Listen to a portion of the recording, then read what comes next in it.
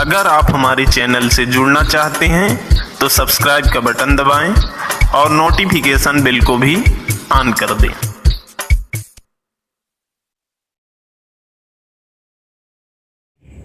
Hello दोस्तों, कैसे हो आप? शिक्षा के क्षेत्र से जुड़े हुए हमारे सभी मित्रों का एक बार पुनः स्वागत है आपके अपने चैनल एक कंप्लीट क्लास में। आज मुझे लाइव आना पड़ गया, बहुत ही दुखद और बहुत ही दर्दनाक अपनी अंदर की चीज़ों को आप लोगों के साथ शेयर करने के लिए मैं आज लाइव आया हूं आप लोगों के समक्ष। हालांकि मैं अभी तक ऑफलाइन ही आप लोगों के समक्ष प्रस्तुत हो रहा था, लेकिन लाइव आने का मेरा केवल एक ही उद्देश्य है, बेरोजगारी। बेरोजगारी। सरकार युवाओं के प्रति कोई भी ध्यान नहीं दे रही मित्रों। जी हाँ मित्रों, सरकार जो है हम युवाओं के प्रति क्या सोच रही है, क्या रणनीति है, हम लोगों को कुछ नहीं समझ आ रहा है। हम युवा केवल रोजगार चाहते हैं, हमको भैया कुछ नहीं चाहिए। हमको क्या है, केवल आप रोजगार दीजिए। सभी सेक्टर में आप देख रहे होंगे, सभी क्षेत्रों में विकास हो रहा है। सरकार हर क्षेत्र में विकास कर रही है।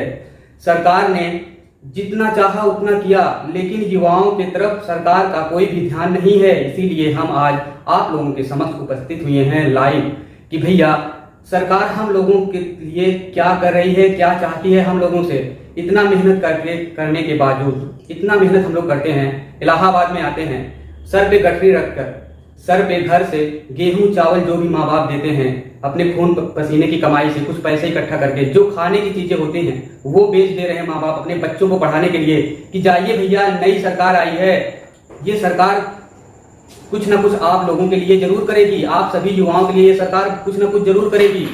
लेकिन अभी तक जो रिजल्ट मिल रहा है वो हमको पॉजिटिव नहीं मिला है।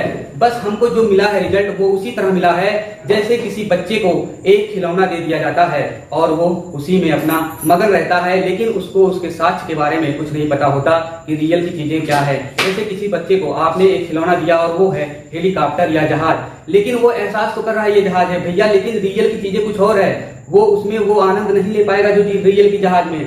ठीक है, तो हमारा केवल यही उद्देश्य है कि हमको रोजगार चाहिए, हम बेरोजगार युवाओं को भी सरकार कुछ हम लोगों के लिए भी करे। सभी सेक्टर में सरकार विकास कर रही है, फिर हम बेरोजगार युवाओं के प्रति सरकार का इतना कड़ा रवैया क्यों है भैया, हम समझ नहीं पा रहे हैं, हमको कुछ नहीं समझ में आ रहा है। हमारा आपसे केवल आप सभी मित्रों से केवल गुजारिश है, निवेदन है कि आप ज्यादा से ज्यादा अपनी बातों को सरकार तक पहुंचाइए, अपनी वीडियो बनाइए, यूट्यूब पे डालिए, जहां मन करे वहां डालिए, मीडिया पे शेयर करिए। आज तक एबीपी न्यूज ये सब लोग सभी चीजों की डिबेट कर रहे हैं भैया, सभी चीजों की डिबेट कर रहे हैं, लेकिन हम युवाओं की डिबेट क्यों नहीं हो रही भैया? हम लोग लाइव क्यों नहीं आ सकते? हम लोग अपनी बातों को सरकार तक क्यों नहीं पहुंचा पा रहे हैं? इसमें हमारी ही कमी है।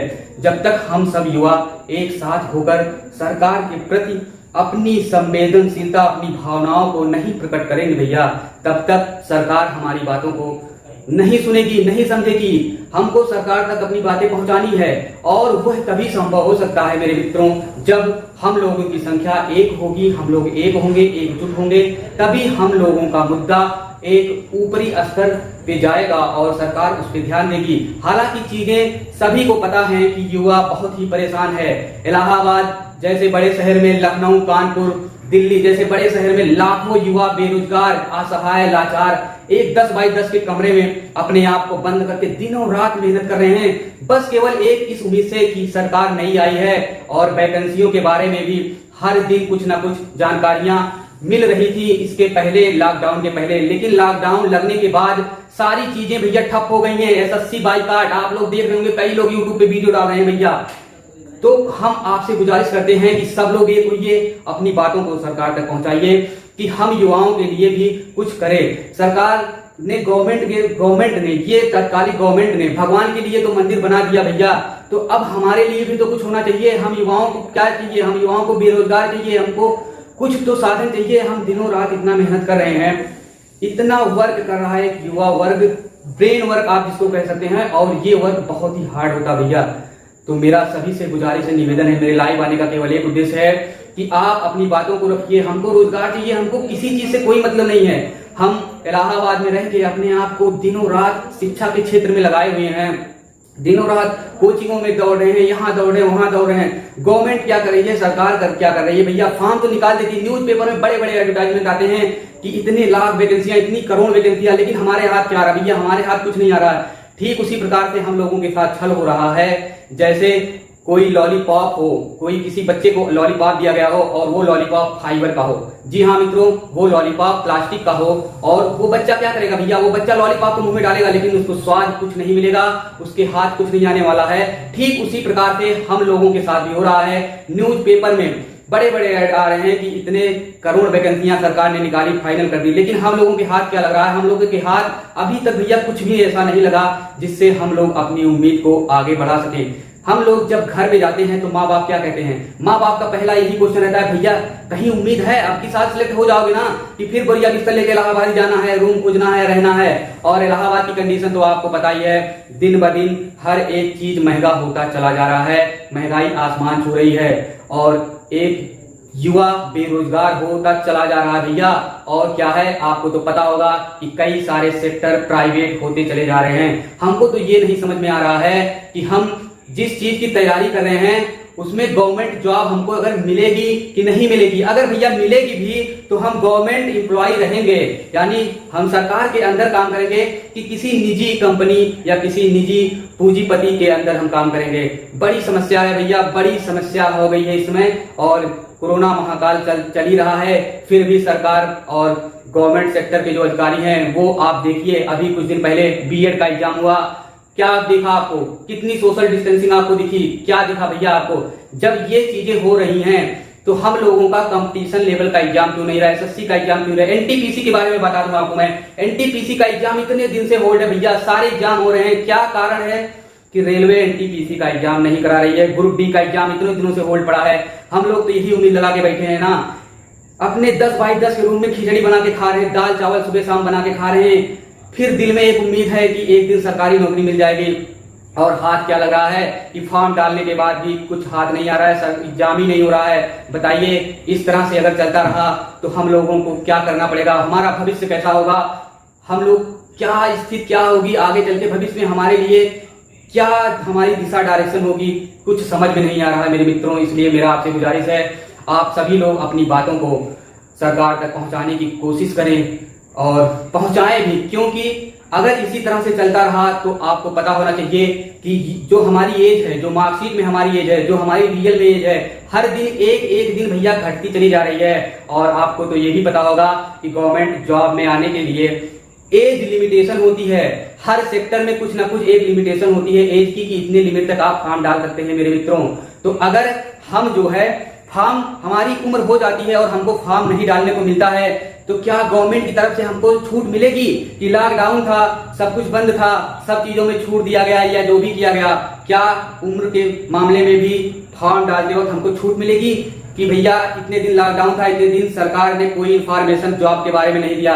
तो ऐसा कुछ नहीं होगा मेरे मित्रों। इसलिए मैं आज लाइव आया हूं आप लोगों के समक्ष अपनी बातों को रखने कि हम लोगों को एक साथ होना है, हमको मीडिया का सपोर्ट लेना पड़े या किसी अन्य माध्यम का सपोर्ट लेना पड़े, लेकिन हमको अपनी बात एकजुट होके, एक साथ होके गवर्नमेंट तक पहुंचानी है कि हमको रोजगार चाहिए, हमको किसी चीज से मतलब नहीं है, क्योंकि हम शिक्षा के क्षेत्र से जुड़े हुए हैं, हम एक स्टूडेंट हैं, हमारे लिए भी गवर्नमेंट को कुछ ना कुछ करना चाहिए। इसी बातों को लेकर मैं आपके समक्ष आज लाइव आया हूं। मेरा केवल एक मुद्दा है कि गवर्नमेंट को शिक्षा के प्रति, जो कि बहुत ही अहम भूमिका निभाती है, आप सभी लोगों को पता होगा, राष्ट्र निर्माण में शिक्षा का कितना योगदान है, ये सभी को पता होगा कि राष्ट्र निर्माण में शिक्षा का योगदान कितना है। अगर शिक्षा को इसी तरह से दबाया गया तो आपको पता होना चाहिए आने वाला भविष्य इस देश का, भारत देश का, हमारे इस सुनहरे देश का क्या होगा। मित्रों, जिस देश में शिक्षा को दबाया गया है वह देश आज पीछे पतन की तरफ बढ़ता चला जा रहा है, उसका विकास कभी भी नहीं हो सकता जब तक शिक्षा को आप नहीं बढ़ाएंगे। आप चाहे जितना चाहे जिस क्षेत्र में विकास कर लीजिए, शिक्षा के क्षेत्र में जब तक विकास नहीं होगा, सारी क्षेत्रों में किया गया विकास व्यर्थ है मेरे मित्रों।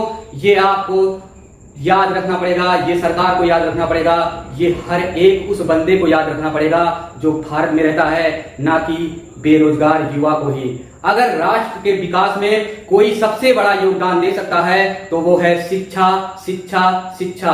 अमेरिका जैसे बड़े देश इतने डेवलप क्यों हैं? क्योंकि वहां पे शिक्षा को बढ़ावा दिया गया है, वहां पे गवर्नमेंट स्कूलों को इतना डेवलप किया जा रहा है कि आप सोच भी नहीं सकते। और हमारे यहाँ की स्थिति क्या है कि शिक्षा को बढ़ावा ना देके हमारे दोस्तों अन्य चीजों को बढ़ावा दिया जा रहा है। क्या आपको नहीं लगता कि सरकार को शिक्षा के प्रति सजग होकर शिक्षा को बढ़ावा देना चाहिए, शिक्षा को और आगे बढ़ाना चाहिए। Digital India, make in India, पता नहीं कितनी कितनी योजनाएं दोस्तों ऐसे ही पेपर, न्यूज़पेपर और न्यूज में निकलती हैं और न्यूज में ही रह जाती हैं। बस केवल हम टीवी पे देखते हैं और वो चीजें टीवी पर ही सिमट के रह जाती हैं। न्यूज़पेपर में चीजें निकलती हैं और न्यूज़पेपर में ही सिमट के रह जाती हैं। अगर मैं जमीनी स्तर पे बात करूं तो मैं आपसे पूछता हूं कि आपको चीजें कितनी मिली, हकीकत में आपको कितनी चीजों से सामना हुआ जो सरकार ने आप लोगों के प्रति चलाया है। मानता हूं मैं कि हर योजनाएं, हर सेक्टर की योजनाएं जनता के लिए चलाई गई हैं, लेकिन जनता तक पहुंचा क्या मेरे मित्रों? बस आप इतना जानिए कि हम लोगों को अब एकजुट होना पड़ेगा और सरकार से अपनी मांगों को सरकार के समक्ष रखना पड़ेगा कि हमको रोजगार चाहिए, हमको अन्य किसी चीजों से कोई मतलब नहीं है। आप कहां कितना विकास कर रहे हैं, किस सेक्टर में कर रहे हैं, क्या कर रहे हैं? आप सभी सेक्टरों में विकास कर रहे हैं, शिक्षा के क्षेत्र में क्यों नहीं कर रहे हैं? अगर राष्ट्र के निर्माण में कोई सबसे बड़ा योगदान दे सकता है तो वो है शिक्षा।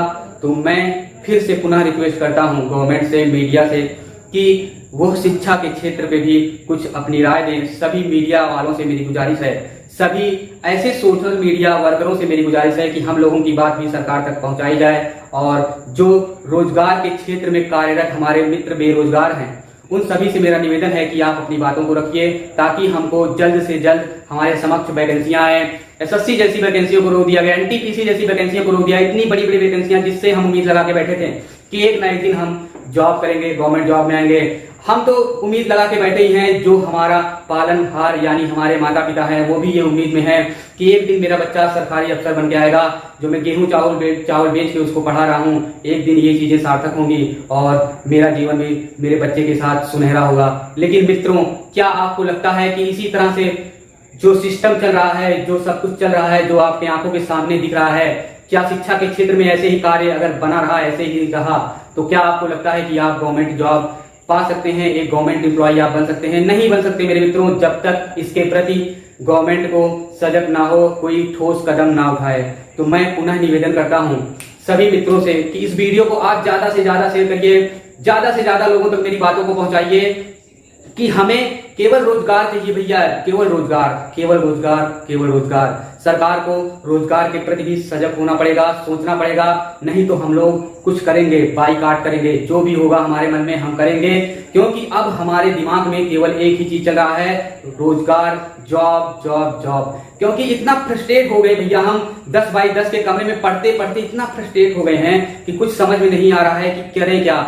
हमको जॉब नहीं मिल रही है, हम तो फॉर्म तो डालते हैं भैया, हर साल वैकेंसियां निकाल दी जाती हैं, फॉर्म पढ़ते हैं, लाखों फॉर्म पढ़ते हैं और फिर हाथ क्या आता है कि एग्जाम तो होते भैया, एग्जाम भी हो जाते हैं, रिजल्ट भी आउट होता है, ज्वाइनिंग लेटर की बात करें तो वो हाथ नहीं आता। क्या कारण है? भ्रष्टाचार। कोई एक एग्जाम हो जाता है, आप ऐसा कोई एग्जाम बता दीजिए जिसका पेपर ना लीक हुआ हो। हमारा जो मित्र जिसके पास पैसे नहीं है, जो किसी ऐसे ब्रोकर के कांटेक्ट में नहीं है, जो पेपर लीक कराता हो या ऐसा कुछ करता हो, इन लोगों को कब पकड़ा जाता है, कब ये लोग छूट जाते हैं भैया, कुछ पता ही नहीं चलता हमको। इन लोग क्या करते हैं, कैसे क्या, कुछ समझ में नहीं आता, पेपर कैसे लीक हो जाता है, आप लोगों को तो पता ही होगा। जब सरकार इन सब चीजों के प्रति सजग होगी, शिक्षा के प्रति जब सरकार कोई ठोस कदम उठाएगी तो इन सब चीजों पे भी पाबंदी लग जाएगी। पेपर लीक जैसी समस्याएं या पेपर आउट जो होते हैं, इन सब समस्याओं से भी निजात मिल जाएगी अगर सरकार हमारे प्रति, शिक्षा के प्रति, रोजगारी बेरोजगारी के प्रति भी सजग होती है। तो मेरा निवेदन है सभी मित्रों से कि मेरी बातों को ज्यादा से ज्यादा लोगों तक पहुंचाएं और सरकार को ये दिखा दे कि हम बेरोजगार युवा कमजोर नहीं हैं, हमको रोजगार चाहिए, हमारे अंदर कितनी टैलेंट है, आप वैकेंसियां तो निकालिए। अगर हम उसमें नहीं सिलेक्ट होते हैं तो हम चले जाएंगे ना, हम चले जाएंगे, खेती किसानी जो भी हमको बनेगा, हम पंचर बनाएंगे, सब्जी बेचेंगे, लेकिन आप वैकेंसियां तो निकालिए, हमारे प्रतिभा का प्रदर्शन आप देखिए तो हमारे अंदर क्या भरा हुआ है, हमारे पास कितनी नॉलेज है, आप उसका टेस्ट तो लीजिए, एक बार टेस्ट तो करा के देखिए। जब हम कोई टेस्ट ही नहीं देंगे, कुछ नहीं कर रहे हैं भैया, कोई फॉर्म ही नहीं, कोई एग्जाम ही नहीं हो रहा है, हम इतना केवल वर्क कर रहे हैं, इतना ब्रेन वर्क कर रहे हैं, इतना मेहनत कर रहे हैं 10 बाई 10 के कमरे में बंद होकर, और जब हमसे कोई एग्जाम, कोई प्रशिक्षण कुछ नहीं लिया जाएगा तो बताइए हम अपने प्रतिभा का प्रदर्शन कैसे करेंगे भैया? चले जाएं पकौड़ा बेचने, कितने लोग पकौड़ा बेचेंगे आप बताइए। हर युवा अगर पकौड़ा बेचने लगेगा, हर युवा सब्जी बेचने लगेगा तो खरीदेगा कौन? तो अगर हम शिक्षा के क्षेत्र से जुड़े हुए हैं, पढ़ाई कर रहे हैं, तो आप वैकेंसियां निकालते क्यों नहीं भैया? समय से निकालिए, समय से भर्ती कराइए ना, क्यों नहीं कर रहे हैं ऐसा? तो मेरा सभी मित्रों से निवेदन है कि इस वीडियो को ज्यादा से ज्यादा लोगों तक पहुंचाइए और आप सभी लोग अपनी राय दीजिए और आप सभी लोग वीडियो बनाइए और अपनी बातों को सरकार तक पहुंचाइए। सभी मित्रों को मेरा दिल से धन्यवाद और निराश होने की जरूरत नहीं है मित्र। मुझे भी पता है, मैं भी एक बहुत ही निम्न फैमिली से हूँ, बहुत ही लोवेस्ट फैमिली से बिलोंग करता हूँ। मुझे भी समस्याओं के बारे में पता है। 10 रुपए माँ बाप कैसे इकट्ठा करके देते हैं उसके बारे में मुझे भी जानकारी है। बहुत ही निराशा, बहुत ही दर्द भरा हुआ है दिल में। कैसे उजागर करूं, कुछ समझ में नहीं आ रहा है। रोजगार नहीं मिल रहा है, फॉर्म नहीं आ रहे हैं। माँ बाप हमेशा फोन करते हैं, शाम को हर दिन फोन कर देते हैं, भैया किसी में हुआ कोई चांस है, कोई एग्जाम होने वाला है। सभी चीजों का तो एग्जाम हो रहा है, आपका एग्जाम क्यों नहीं हो रहा? बीएड का एग्जाम हो रहा है, इसका एग्जाम हो रहा है, उसका एग्जाम हो रहा है। तो भैया जहां से जिसको पैसा मिलना है पूंजीपतियों को, हम बेरोजगार युवाओं का स्कूल है, हमारे पास बीएड का एग्जाम सरकार करा देगी, तो भैया पैसा किसको मिलेगा? आपको ही पता है, जिनके बड़े बड़े स्कूल हैं पैसा उनको मिलेगा, ना कि हमको। तो हमको पैसा कब मिलेगा? जब सरकार वैकेंसियां क्लियर करेगी, सरकार वैकेंसियां निकालेंगी। ग्रुप डी, एनटीपीसी, रेलवे की जो बड़ी वैकेंसियां हैं, ये सभी वैकेंसियों को जब सरकार क्लियर करेगी तब हम युवा बेरोजगारों को हाथ में 10 रुपए आएगा, ना कि बीएड के अन्य प्रशिक्षण के एग्जामों से। तो भैया मेरे कहने का मतलब केवल यही है कि जब अन्य सेक्टर में एग्जाम हो रहा है तो हम बेरोजगार युवाओं के लिए जो वैकेंसियां निकली थी उसका एग्जाम क्यों नहीं हो रहा है? मेरे मित्रों, मैं गुजारिश करता हूं कि आप इस वीडियो को ज्यादा से ज्यादा पहुंचाएं ताकि सरकार जो रुकी हुई वैकेंसियां हैं उनको क्लियर कराए, उनका एग्जाम कराए और जो बची हुई वैकेंसियां अन्य विभाग में हैं उनका भी फॉर्म निकाले और उसमें हम लोग अपने प्रतिभा का प्रदर्शन कर सकें। बेरोजगारी बहुत ही चरम पे है, आप सभी लोगों को पता है। सरकार इसके प्रति अपना ध्यान किस तरफ केंद्रित की है मुझे तो कुछ नहीं समझ में आ रहा है। बस केवल इतना समझ में आ रहा है कि हम लोगों के लिए कुछ नहीं किया जा रहा है। सभी सेक्टरों में विकास हो रहा है, आप लोगों को दिख भी रहा होगा, लेकिन एक शिक्षा का ऐसा क्षेत्र है, एक शिक्षा ही ऐसा विभाग है जिसमें सरकार की रवैया आप लोगों के सामने खुद ही पता चल रहा होगा कि इसमें सरकार क्या कर रही है। जब से सरकार बनी है, नई सरकार बनी है, राज्य सरकार, केंद्र सरकार, सभी सरकारें इन चीजों से अपना ध्यान हटाए हुए हैं। हमको क्या करना है? सरकार को अपना ध्यान बेरोजगारी की तरफ आकर्षित करवाना है। हमारा मुद्दा केवल यही इतना है कि सरकार से हमारा यही निवेदन है कि हमको रोजगार चाहिए। बस मेरी बातें यहीं पे समाप्त होती है, मैं ज्यादा कुछ नहीं बोलूंगा। अगर मेरी किसी बातों से मेरे किसी मित्र को या किसी भी को कोई बुरा या कुछ ठीक ना लगा हो तो उसके लिए मैं दिल से क्षमा चाहूंगा, क्योंकि ये दिल में जो दर्द है आज बयां करना पड़ा। तो मित्रों, सभी मित्रों से यही निवेदन है कि हमारा भी सहयोगी कोई तो चाहिए, कोई तो साथी चाहिए, अपना भी मेरा भी, जो ख्याल रख सके। जिंदगी बड़ी उदास है, कोई तो साथी चाहिए। जी हाँ, जिंदगी बहुत ही उदास है, बहुत ही निराश है और हमको गवर्नमेंट का सहयोग चाहिए। बस सहयोग इतना करना है सरकार को कि बची हुई वैकेंसियों को निकाल दे और जो वैकेंसियां अटकी पड़ी हैं, जिनका एग्जाम नहीं हुआ है, वो एग्जाम करा दे। तो कोई तो साथी चाहिए, अपना भी। नमस्कार मित्रों।